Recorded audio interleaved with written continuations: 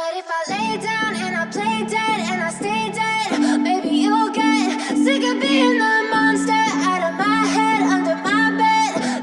Hey guys, welcome to Daily Screen. Yap, akhirnya setelah menunggu 5 hari perilisan dari Ant-Man and the Wasp: Quantumania, kita akan nge-review spoiler dari Ant-Man and the Wasp: Quantumania, dan kita akan membeberkan apa-apa saja yang terjadi di filmnya dan apa yang kita suka, apa yang kita nggak suka gitu ya. Sejauh ini pendirian gue cukup puas dengan apa yang dijabarkan oleh Marvel Studio di Ant-Man and the Wasp: Quantumania, karena ini adalah pengantar yang cukup manis untuk fase 5, 6 dan juga Multiverse Saga, pengenalan yang juga cukup luar biasa dari Kang the Conqueror dan beberapa varian-varian yang hadir di post credit scene.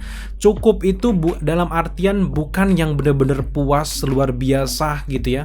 Dan gue juga setuju dengan kalian mungkin yang beberapa ngomong kurang ini bang, kurang itu ya bang gitu ya. Gue cukup setuju, tapi juga gue memposisikan masih sama kayak review gue di awal di non spoiler, bahwa gue cukup puas gitu, lagi-lagi cukup gitu. Jadi gue sangat suka dengan pengantar ini.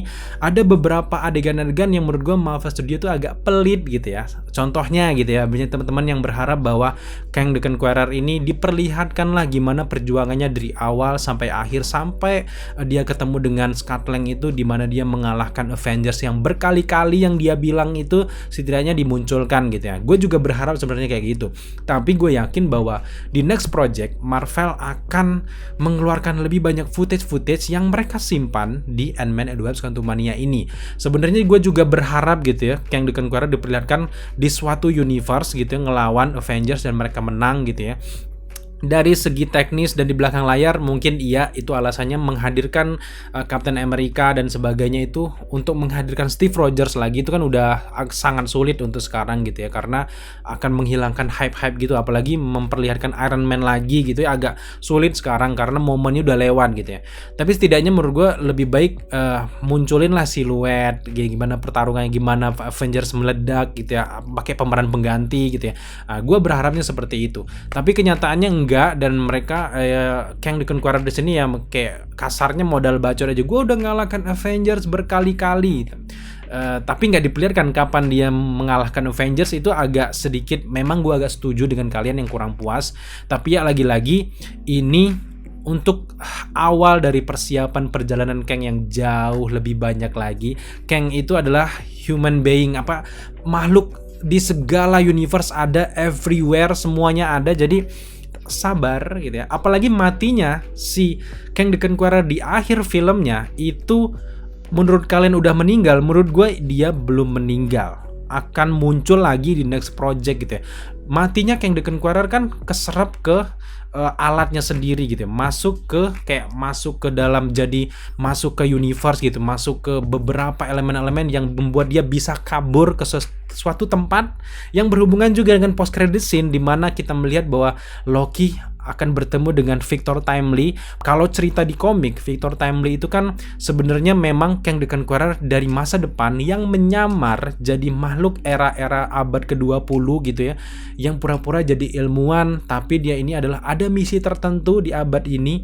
Bahkan dia kayak membentuk suatu kota yang untuk mengatur tempat dia bisa kemana aja gitu ya, sama kayak fungsi dari time chair-nya gitu ya. Nah, apakah Victor Timely yang hadir di post credit scene yang memperlihatkan Loki memburu Victor Timely ini adalah Victor Timely yang digambarkan seperti yang ada di dalam komik? Teori gue adalah kalau mereka mau membentuk mirip seperti dalam komiknya, Victor Timely ini adalah Kang the Conqueror yang ada di Ant-Man and the Wasp: Quantumania yang dilawan oleh Kang the Conqueror gitu. Memang kita nggak ngelihat bekas lukanya, dia kan bisa aja kayak menyamar gitu. Pada akhirnya kita akan melihat bahwa Kang ini adalah the Conqueror yang sebenarnya yang ditakuti gitu ya. Jadi kita lihat aja. Gue yakin bahwa Kang the Conqueror belum akan meninggal di film ini guys. Tapi by the way, kenapa ngomong langsung ke ujung gitu ya? Ya udahlah gitu. Semoga kalian penasaran dengan bahasan kita selanjutnya. Pertama kali gue nonton Ant-Man and the Wasp: Quantumania, gue sangat gimana ya, vibe ngelihat intro dari Marvel di bioskop tuh bener-bener nggak bisa dibayar pakai uang gitu kepuasannya gitu ya. Karena gue udah lama gak ngeliat intro Marvel di bioskop gitu, sejak Black Panther gitu ya. Karena sejak pandemi kan kita sering ngeliat project-project dari Marvel tuh di layanan streaming gitu. Jadi kurang puas. Nah, di sini kita ngeliat lagi ceng kayak ngelihat lagi intro Marvel tuh wah gila gitu. Vibe-nya keren banget gitu ya. Nggak ada yang berbeda dengan intro Marvel dari Ant-Man and the Wasp Quantumania ini, tapi ada yang berbeda itu kalau kalian jeli ada penampilan He Who Remains di huruf A dari intro Marvel itu guys. Apakah nanti pada akhir cerita He Who Remains ini akan muncul lagi? Ujung-ujungnya bakal balik lagi ke Loki season pertama di mana He Who Remains 1 ini bakal mengalahkan banyak varian Kang. Kita lihat aja nanti karena masih terlalu dini dan juga ya sekali lagi buat teman-teman yang belum puas bla bla bla bla bla mau film yang level Avengers, sabar bro, tenang dulu. Jangan tiba-tiba mau ejakulasi aja gitu ya. Aduh. Tapi ini kan baru permulaan dari rangkaian cerita yang rumit sampai ke tahun 2025. Sekarang baru 2023 tuh. Jadi kita tunggu aja tuh. Ada banyak sekali cerita-cerita gimana Kang ini menyusup ke lini-lini multiverse sampai ke lini-lini bumi gitu ya. Termasuk juga nanti mungkin kayak apakah dia juga dari ngelihat ada bangsa Skrull gitu kan masih banyak sekali yang pengen kita lihat gitu ya. Jadi gue agak kasihan sama Marvel gitu ya. Serba salah setelah adanya Infinity War, Avengers Endgame, level selera orang-orang Marvel ini orang-orang kebanyakan sukanya yang film level kayak gitu. Tiba-tiba ada film yang mulai dari awal lagi, ya mereka nggak mau terima gitu ya. Nah itu yang nggak susah gitu guys. Nah di awal-awal film kita melihat lagi sosok Scott Lang. Jadi buat teman-teman yang mau nonton Ant-Man and the Wasp Quantumania, gue sarankan banget buat kalian nonton lagi ataupun mengingat lagi kejadian di Ant-Man yang pertama, Ant-Man yang kedua sampai sekarang. Itu proses transisinya menurut gue manis banget karena dari awal kita lihat Scott Lang adalah seorang kriminal, tiba-tiba dikasih suit Ant-Man. Kemudian di Ant-Man yang kedua dia bisa tahu banyak, mulai paham dengan quantum realm, menyelamatkan Ghost gitu ya. Nah di sini dia udah jadi selebriti karena dia membuat sebuah buku, membuat dia dikenal. Tadinya dia nggak dikenal kan di Avengers Endgame, anak-anak aja nggak tahu Ant-Man itu apa gitu ya. Ant-Man mana itu? Apakah ini jenisnya semut merah, apa semut yang kecil, itu apa semut gula gitu ya, orang nggak tahu gitu. Tapi di Ant-Man and the Wasp Quantumania ini semua orang kenal dengan dia, bahkan dia kemana-mana nggak perlu bayar apa-apa gitu ya. Memang si kakek-kakek itu yang menggantikan Stan Lee ini, almarhum Stan Lee, memanggil dia Spider-Man gitu ya. Memang agak ini ya, kalau Ant-Man, Spider-Man kan satu sama-sama kayak serangga gitu ya. Insect gitu. Insect, semut insect gak sih? Enggak ya. Pokoknya sama-sama makhluk itu mungkin agak sulit dibedakan gitu ya. Terlepas dari itu nggak perlu dibuat teori macam-macam gitu ya. Di momen ini kayaknya memang Spider-Man orang udah lupa kalau Spider-Man itu Tom Holland, ya jelas, tapi setidaknya ini sebuah lelucon yang menarik gitu ya. Dan gue suka dengan penggambaran Scott Lang di sini, dia jauh lebih matang lagi, dimana yang lebih gue suka lagi adalah penggambaran dari Ant-Man Family ini punya teknologi yang lebih canggih lagi daripada film pertama, film kedua, dan juga di film dari Avengers Endgame. Ini jauh lebih keren lagi dengan fungsi yang sama memang, tapi gue suka dia cuma dengan alat satu kecil ini ditempel di dada, langsung ilmunya kayak gue kangen dengan vibe nanotech dari Iron Man sih ya sebenarnya.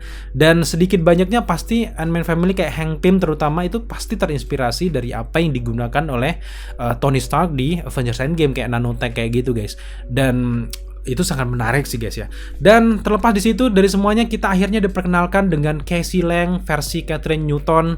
Ada yang suka, ada yang enggak dengan acting dari Catherine Newton ini. Jujur kalau gue belum terlalu mengenal Catherine Newton, jadi gue anggap bahwa actingnya agak harus diasah lagi untuk di MCU, terutama sebagai Casey Lang, dan terutama juga chemistry antara Scott Lang, Paul Rudd dengan Casey Lang, Catherine Newton ini belum terasa dengan matang.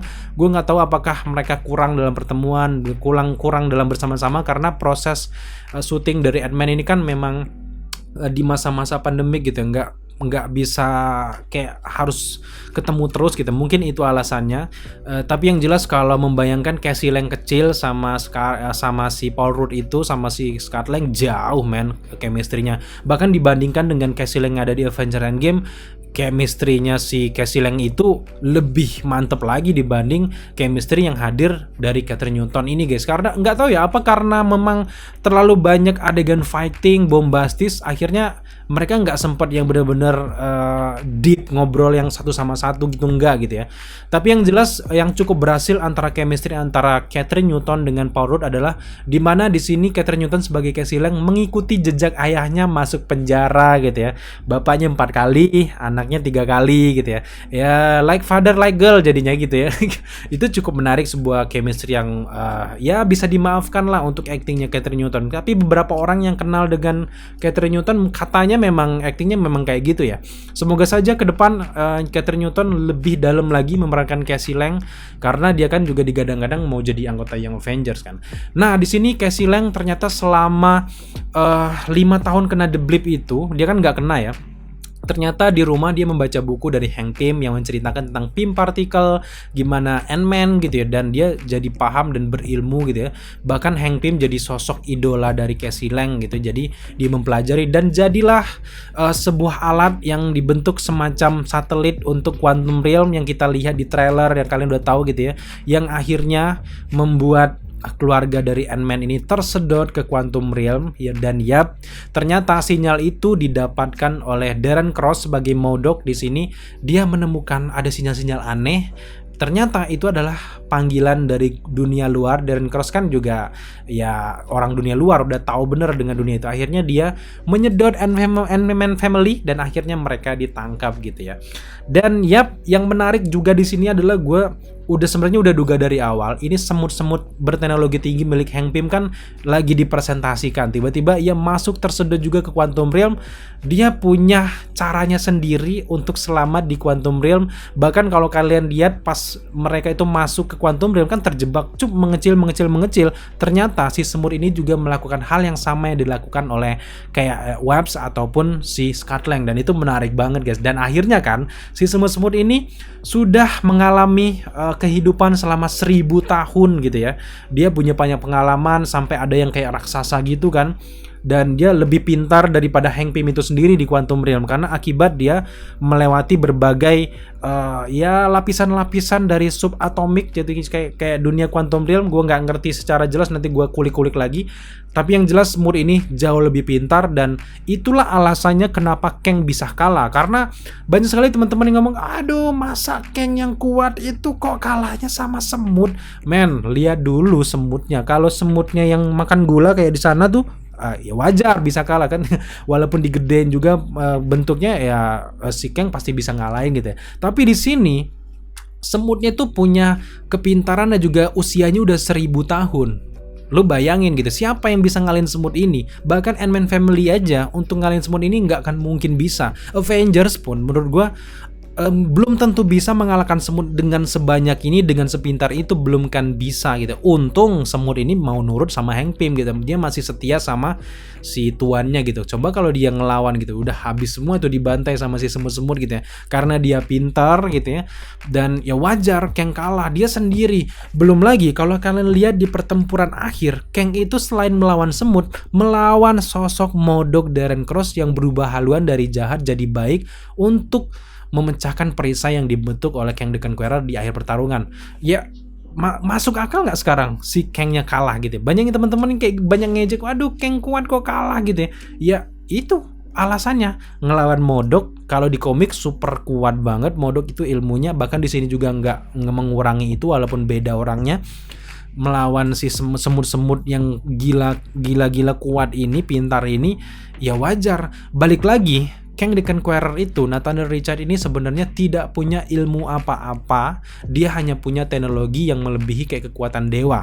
Jadi ya ujung-ujungnya kalau kalian mau lihat si Nathaniel Richard sebenarnya, yaitu yang hadir ketika di ending dari Ant-Man, ketika dia melawan si Scott Lang, dimana dia udah nunjukin jarinya gitu ya, kekuatan yang di tangannya itu kan rusak kan. Nah itulah sebenarnya sosok dari Nathaniel Richard atau bukan Kang the Conqueror tanpa teknologinya ya. Meskipun kayak gitu ya, dengan tubuh kayak gitu masih kalah juga kan sebenarnya Scott Lang. Jadi wajar di pertarungan akhir kenapa Kang mudah dikalahkan ya, gara-gara semut ini udah levelnya udah level S gitu ya. Terus lawan lagi dengan Webs yang pakai teknologi dari Ant-Man, ya pasti kalah gitu ya. Untung aja dia tersedot di sana. Kalau nggak tersedot di sana pasti si ini di penjara gitu ya. Untung aja masuk ke alatnya sendiri dan dia akan muncul dan melarikan diri lewat multiverse dengan alat ini. Lagi-lagi nanti muncul di series Loki, dan gue berharap banget bahwa Victor Timely ini adalah Ant-Man and the Wasp Quantumania, Kang the Conqueror yang hadir di Ant-Man and the Wasp Quantumania. Gue masih sangat yakin itu guys, walaupun bukan Victor Timely atau yang lainnya, tapi memang gue lebih menduga itu Victor Timely ini adalah the Conqueror, karena di post credit scene kalau kalian inget dialognya parah di Council of Kang ketika Ramatut sama si Immortus ini berdiskusi kan, varian kita yang ini akhirnya meninggal gitu. Terus dia tanya, apakah kau yakin dia benar-benar meninggal? Nah itu dari dialog itu tuh kita bisa nangkep, apakah kamu yakin dia benar-benar meninggal? Gue bener-bener gak yakin akan ada proses-proses jauh ke depan bahwa Kang ini belum meninggal. Apalagi dengan Kang yang lain gak ada bekas luka kayak gitu, sedangkan Kang yang satu ini ada. Gue yakin bahwa dia adalah The Conqueror yang sebenarnya, yang ditakuti oleh semua varian Kang yang akan muncul lagi lewat beberapa multiverse, melarikan diri dari sini dan keluar ke abad tertentu gitu. Kalau dalam komik kan para Fantastic Four sempat melempar si Kang the Conqueror ini ke abad yang di masa-masa perang gitu ya. Nah bisa jadi di versi live action juga kasusnya sama, tapi bukan dilempar oleh Fantastic Four, melainkan kejadian yang ada di Ant-Man and the Wasp Quantumania ini, dan tiba-tiba si Kang ini terlempar ke abad 20, jadilah dia menyamar jadi Victor Timely sambil mempersiapkan apa yang ia harus persiapkan, terutama untuk melakukan perjalanan waktu gitu guys. Sejauh ini gue cukup suka dengan acting antara Hank Pym, Janet Van Dyne juga luar biasa. Menurut gue di sini lagi-lagi filmnya Janet Van Dyne dengan si Kang the Conqueror. Ya di sini agak disayangkan bahwa sisi misterius dari Janet ini kenapa nggak diceritakan dari Ant-Man yang kedua gitu ya. Jadi kalau memang transisinya menarik, menurut gue di sini lebih dapat lagi ceritanya. Tapi karena ini seolah-olah disimpan, meskipun gue maklum Janet Van Dyne nyimpan ini supaya sosok Kang ini nggak diketahui semua orang. Jadi supaya Ant-Man family ini nggak penasaran dengan Quantum Realm. Jadi dia menganggap nggak ada apa-apa di Quantum Realm gitu ya. Tapi ternyata bocor juga gitu ya. Sejauh ini bisa dimaafkan lah. Ceritanya kalau dibilang sederhana, enggak juga guys. Menurut kalian kayak gini sederhana nggak? Dari awal dijelasin gimana Janet Van Dyne ini masuk ke Quantum Realm, serumit apa perjuangannya, dan sampai ke silsilah gimana nanti Kang gitu, hadirnya Council of Kang, hadirnya Loki, itu udah bukan sederhana lagi, belibet justru ya. Kalian cuma mungkin beberapa orang, segelintir orang melihatnya cuma dari segi endingnya aja, happy ending gitu. Kalian mengharapkan Scott Lang meninggal kan, mungkin yang kayak gitu ya. Dan secara keseluruhan gue suka dengan hadirnya bangsa dari Quantum Realm yang dipimpin oleh Jentora. Kalau Jentora kalau dalam komik kan dia kan penyihir gitu ya. Tapi di sini juga walaupun nggak diperlihatkan dia penyihir, setidaknya tongkatnya udah mewakili lah kalau dia penyihir gitu ya. Dan Jentora ini kalau di komik dia sempat memanggil Hulk, dimana ketika planetnya ini diserang, Hulk ini dipanggil untuk membasmi, tapi ada beberapa hal akhirnya dia salah manggil Hulk, malah justru manggil putranya Hulk gitu ya, dan akhirnya membuat dunianya kacau. Tapi ternyata di versi live action ini planetnya justru direbut oleh si Kang the Conqueror ini, akhirnya membuat dia jadi pribumi yang dijajah gitu, makanya dia dendam gitu ya. Kurang lebih sama juga dengan Kryler, hadirnya Kryler, Bill Murray juga menurut gue agak sia-sia sih di sini ya. Gue pikir Bill Murray ini punya peran yang dominan gitu, bla bla bla, harus gimana. Ternyata di sini ya gitu doang gitu ya, kalahnya dengan Hank Pym yang melempar minuman yang ada makhluk gitu yang jadi raksasa gitu ya, dan tiba-tiba udah ninggal gitu ya. Gue yakin dia ninggal gitu ya. Agak mubazir gitu ya sosok Krylernya gitu ya, dan juga nggak hadirnya sosok Lois dan juga Kurt di sini agak kosong gitu ya. Tapi ya wajar mereka nggak hadir, jadi nggak mungkin kan mereka tiba-tiba kesedot juga Quantum Realm, kan mereka di rumah yang beda gitu, kecuali dihadirkan Lois sama Kurt ini di satu ruangan juga. Tapi untuk apa gitu ya. Nah lebih masuk akal lagi kalau mereka memang nggak hadir. Tapi pada harinya sosok Kurt ini memang kan dia tetap hadir di Ant-Man and the Wasp Quantumania. Dia ini menyuarakan verb Verb ini yang cairannya diminum sama si Scott Lang sama si Cassie kan. Itu kan si Kurt sebenarnya. Dan juga lucu, jadi center utama juga di film ini kan. Menurut gua dari segi komedi nggak ada masalah, nggak cringe. Kalau dibandingin sama Thor Love and Thunder ya jauh banget pak gitu. Thor Love and Thunder cringe parah gitu ya. Apalagi dengan cerita nyuruh anak-anak ngelawan Gore the God Butcher tuh ide yang terbodoh menurut gua gitu ya. Dan ya step up lagi-lagi Ant-Man and the Wasp Quantumania ini step up dari Thor Love and Thunder yang kurang gitu ya. Doctor Strange yang ternyata nggak sesuai ekspektasi, kurang juga. Selanjutnya dipeluncurkanlah Ant-Man and the Wasp Quantumania yang jauh di atas mereka berdua ini, nggak jauh-jauh banget sebenarnya. Ya itu step up yang lumayan gitu ya, karena grafiknya naik, kecuali kalau tiba-tiba plup turun ya susah. Lagi-lagi ya jangan terlalu percaya Rotten Tomatoes gitu ya. Dengan nilainya sekarang yang 47% gitu ya dari kritikusnya. Ya mungkin selera mereka mungkin bukannya kayak gitu ya. Lagi-lagi mungkin menurut gue kritik untuk film MCU ke depan jangan terlalu banyak menambahkan bumbu-bumbu komedi yang nggak perlu gitu ya. Kalau di Ant-Man and the Wasp Quantumania gue masih bisa maklum karena sosok Scott Lang memang dibentuk image-nya itu, karakternya memang lucu, fun ya kayak gitulah jadinya di Ant-Man and the Wasp Quantumania. Yang nggak cocok itu kan sosok Thor. Dengan hadirnya Taika Waititi sebagai sutradara melucukan sosok Thor yang sebenarnya serius itu agak susah, nggak masuk akal gitu ya. Nah jadi untuk Scott Lang masih bisa dimaafkan, untuk segi komedi pas-pas aja gitu. Mungkin ada beberapa komedi yang nggak cocok untuk semua orang, yaitu balik lagi ke kalian gitu ya. Tapi ada beberapa komedi kan nyambung dengan film-film sebelumnya yang menurut gue ya masuk akal banget gitu ya. Selanjutnya sekarang mari kita bahas soal MODOK. MODOK ini George Tarleton kan sebenarnya kalau di dalam komik. Dia ini pemimpin dari AIM gitu ya, dari The Avengers. Dia lawan kuat untuk Avengers kalau di komik, serius karakternya. Tapi di versi live action dia jadi sosok yang menjadi MODOK adalah Darren Cross yang ternyata ada hubungnya dengan Ant-Man yang pertama, di mana Darren Cross ini Yellow Jacket harus terjebak di Quantum Realm dengan tubuh yang udah kayak gitu gitu, udah nggak berbentuk lagi. Nah akhirnya benar teori kita bahwa dia diambil oleh Kang the Conqueror dengan teknologinya dan dijadikan komandan dari pasukan si Kang the Conqueror. Bener banget teori kita, selamat buat teman-teman yang berteori kayak gitu. Nah, di awal kemunculannya ada banyak sekali mempermasalahkan penggambaran MODOK di sini. Buat teman-teman yang mempermasalahkan, "Bang, kenapa MODOK-nya kok melucu kayak gini? Kan MODOK seharusnya lebih sangar gitu ya." Untuk sangar seperti dalam komik jelas dari latar belakang aja beda, men.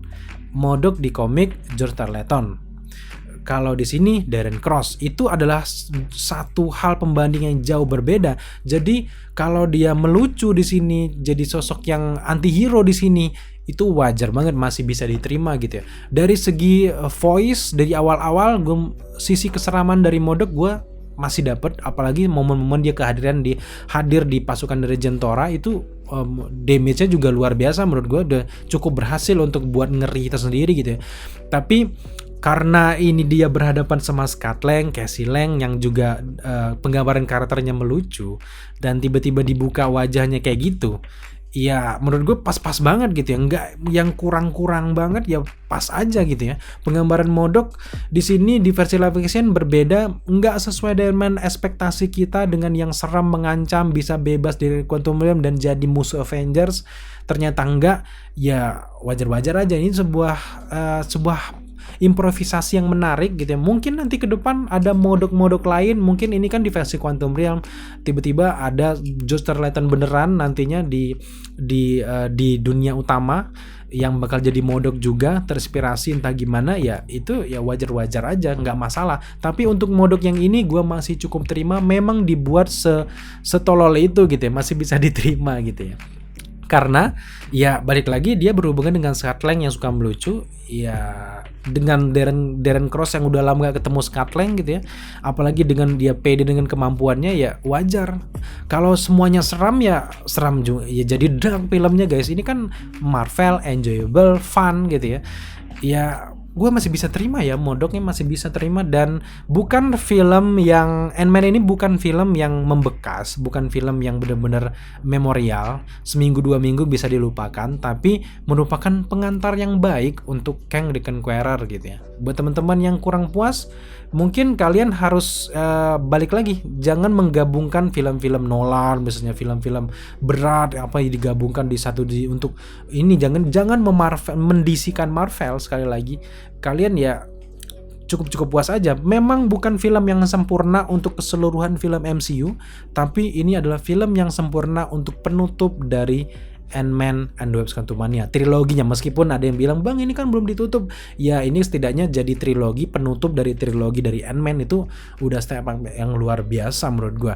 Dan belum ada film MCU yang se-explore ini, memperlihatkan dunianya. Bahkan kayaknya kalau mau tandingan, Thor Ragnarok kali ya. Thor Ragnarok juga kan memperlihatkan planet-planet baru gitu. Nah, di sini juga justru memperlihatkan sebuah suasana di dalam Quantum Realm, ternyata ada penduduknya. Gue sangat suka dengan perjalanan yang ada di film ini. Sejauh ini gue cukup puas. Lagi-lagi cukup, bukan yang puas banget. Wah, puas begini, bukan. Film ini megah, tapi memang kalau bicara soal rasa itu memang mudah dilupakan. Nggak sehebat film-film lain gitu kayak Infinity War, tapi wajar, ini kan film solo gitu. Nggak sehebat yang Black Panther yang pertama ataupun sehebat film Ant-Man yang pertama, tapi ini penutup yang bombastis gitu. Apalagi di pertarungan akhir di mana Kang melawan para semut, dia datangnya Hank Pym dengan gaya tengilnya itu udah level Avengers banget menurut gue sangat suka dengan itu. Terus yang gue suka juga dari film ini ramai men. Karakternya tuh nggak cuma ono-ono aja. Para penduduk dari Jentora itu unik-unik, banyak karakter, sehingga ada beberapa momen gue pikir terlalu banyak karakter, akhirnya melepas gagal fokus jadinya untuk sesi Scott Lang dan juga Cassie Lang dan juga Ant-Man Family, karena ada banyak sekali karakter-karakter unik kayak Quas kan yang dia bisa membaca pikiran orang, itu juga unik banget buat diikuti. Jentora juga unik, juga banyak sekali sih. Modok juga unik, Krylar juga unik. Jadi ada banyaknya karakter di sini. Mungkin ada beberapa orang yang kurang nyaman dengan cerita yang dihadirkan gitu ya. Nah, yang menurut gue yang gue juga kurang suka sebenarnya, kurang gimana gitu ya di bagian ending. Kenapa tiba-tiba ada Webs yang muncul untuk menghalangi Kang the Conqueror gitu. Alangkah baiknya si Scott Lang ini yang menghancurkan portal tersebut dan akhirnya membuat mereka terjebak di Quantum Realm gitu ya. Sampai nanti muncul mungkin di Kang Dynasty atau di mana. Apakah tiba-tiba Scott Lang muncul di series Loki? Nah, itu lebih bombastis lagi. Jadi endingnya nggak happy ending gitu ya. Tapi ya ini film MCU gitu. Formulanya justru MCU masih sama. Lawan musuh menang gitu. Lawan musuh menang. Masih sama gitu. Semoga ke depan MCU mungkin lebih buat cerita yang mungkin agak sedikit berbeda gitu ya. Tapi wajar, ini film Ant-Man jujur bukan karakter yang menjadi favorit semua orang di Marvel Cinematic Universe. Gue juga sebenarnya nggak terlalu ngefans banget sama Ant-Man, tapi ya inilah filmnya gitu. Nggak bisa kalian bandingkan dengan level crossover kayak Infinity War. Kalau kalian mau membandingkan Infinity War, kalian harus membandingkan sama Avengers Kang Dynasty. Dan juga kalau Endgame kalian harus membandingkan sama Secret Wars. Nah, itu lebih masuk akal lagi guys. Dan ya sejauh ini mungkin hanya itu saja. Untuk post credit scene kita akan bahas di video yang berbeda, tapi gue agak sedikit bahas di sini. Muncul Ramatut itu adalah muncul pertama kali di komik Fantastic Four di tahun 1950-an ya. Dan itulah cikal bakal munculnya Kang the Conqueror, di mana Ramatut ini itu di masa depan menemukan kursinya Dr. Doom, time chair. Time chair itu kan punya Dr. Doom. Akhirnya dia pengen menguasai dunia. Akhirnya dia memutuskan untuk kembali ke Mesir kuno untuk menjadi Firaun. Nah, di situ kan udah mulai serem kan, dari awal bener-bener Kang tuh everywhere. Setelah jadi Ramatut, kemudian ada lagi varian Kang yang salah satu yang terkuat, yaitu adalah Immortus. Immortus hadir juga di post credit scene. Dia yang kalau di komik ya, dia yang mengumpulkan Council of Kang, yang membuat semua varian Kang itu muncul sama di dalam komiknya, dan penggambarannya juga mirip banget dengan post credit scene tersebut. Dari ketawa-ketawa mereka dari stadion ini yang wah ketawa gitu, sangat mirip. Dan ini adalah momen awal-awal, dan lokasi dari perkumpulan dari stadion ini justru juga sama dengan lokasi yang ada di series Loki season pertama. Di lokasinya He Who Remains. Kalau He Who Remains diamnya di kayak aula gereja gitu, Tapi di versi Council of Kang justru mereka pakai stadion gitu, bangunan, tapi ini di luar multiverse juga. Gue sangat suka dengan multiverse design dari series Loki season pertama muncul lagi di sini. Kalau kalian lihat kan di jendela tuh buka, itu sama dengan penglihatan yang ada di He Who Remains juga gitu ya. Menurut gue seneng banget lihat multiverse yang kayak gini. Gue sih berharap desain multiverse itu hadir di Doctor Strange yang kedua ya. Ternyata sama sekali enggak, dan akhirnya dilihatkan di film Ant-Man ini. Gue sangat suka. Council of Kang ini kalau di dalam komik itu cuman akal-akalan dari Immortus. Ujung-ujungnya juga itu untuk membunuh varian Kang yang ada di seluruh multiverse. Disuruh ngumpul dulu, tiba-tiba itu ya dimusnahkan gitu. Akal-akalan dari Immortus saja. Gue gak tahu apakah nanti di film selanjutnya justru muncul lagi Kang the Conqueror yang ada di Ant-Man dan memusnahkan semua orang yang berkumpul di stadion itu. Gue berharapnya kayak gitu ya. Yang jelas gue sangat yakin bahwa Kang the Conqueror yang ada di Ant-Man and Wasp: Quantumania itu belum meninggal, dia cuma tersedot dan keluar di abad tertentu, jelas saja di abad 20 kayak Victor Timely. Gue sangat yakin kayak gitu. Makanya nanti Loki akan kesulitan untuk menangkap varian Victor Timely yang satu ini. Loki memang akan bertemu dengan beberapa varian di season kedua nanti. Salah satunya adalah Victor Timely, dan Loki mungkin berhasil untuk memusnahkan beberapa varian, tapi akan ada satu varian dari Kang yang akan lolos, yang akan menjadi The Conqueror di film-film selanjutnya, yaitu di Kang Dynasty gitu ya. Gue berharap bahwa di Kang Dynasty akan muncul Council of Kang ini, dan kita harus nonton Loki season kedua dulu untuk melihat gimana gambaran cerita selanjutnya, apa sih sebenarnya yang direncanakan oleh Marvel ini guys. Dan yap, untuk spoiler review hanya itu aja guys, karena ada banyak sekali easter egg yang pengen banget gue bahas, tapi itu kita buat di video terpisah aja untuk easter egg, dan juga penjelasan post credit scene, penjelasan ending dari Ant-Man and Wasp: Quantumania ini. So akan banyak konten-konten kita ke depan yang akan membahas tentang Ant-Man and Wasp: Quantumania. So tungguin aja. Thank you buat teman-teman sudah menyaksikan spoiler review kita untuk Ant-Man and Wasp: Quantumania. Buat teman-teman yang mungkin suka dengan konten seperti ini, jangan lupa dukung kita dengan cara subscribe, like, komen, dan share, serta jangan lupa juga untuk nyalakan notifikasi agar kalian mengetahui apabila kita mengupload video setiap harinya. Thank you guys.